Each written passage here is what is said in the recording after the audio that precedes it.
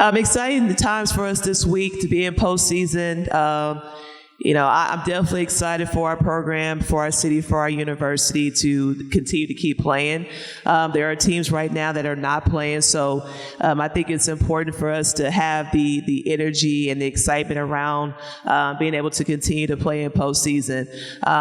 We fell short of the NCAA bid to go and play in that, but this is just as important because it's postseason for your program, and it's important for again for recruits. It's important for our fans as we prepare to compete and win a championship, but it's also important moving forward as you continue to hang those in the Raptors to show that you compete at a high level, and how important it is to show that UT women's basketball is a program to be a part of and should be a part of. So we're just excited. I'm very excited to continue basketball, to continue to grow these young women, and for our fans to come out and support here this week.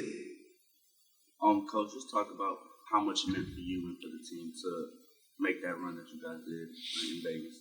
Yeah, I think it was very, very important. We talked about towards the end of the season, it did not go the way we wanted to. We had that 5-game skip, but we found a way to get out of that. And I thought from our game here against Cal Baptist and going into the tournament, we had a lot of momentum.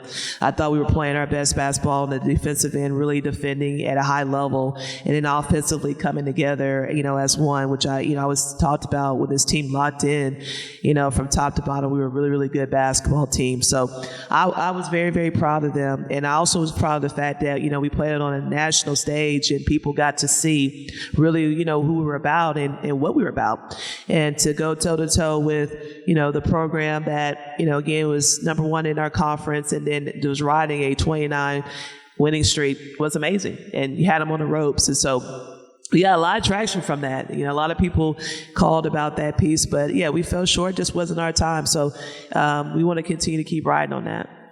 As a leader of the team, what do you say or what did you say to the team in the locker room after such a hard week?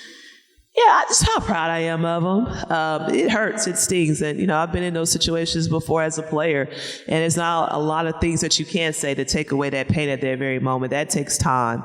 But what I did say is that we got more basketball to play, and that this is not over. And look what it did. We get a chance to come back to the CPC, which we didn't think we would have another opportunity to do, and so we do now. So things work out the way they're supposed to for your program and for your team. I'm a firm believer of that. So I'm just excited, like you said before, that we get to be at home in our own beds and playing in front of our fans. Yeah, just touch on that a little bit more. How big is it to be able to host a game at the CPC where you guys have been so successful this season?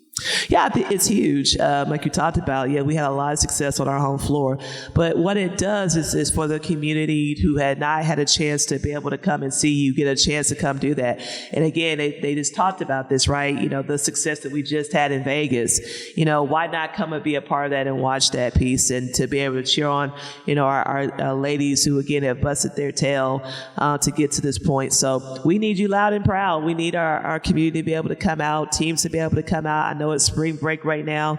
Why not, come out at 6:30, bring your families out, meet a friend, bring your friend, as I always talk about, and let's fill up the stands. These kids deserve it, and it's big for women's basketball to show, again, I talked about it. It's a big recruiting piece for us as well, too.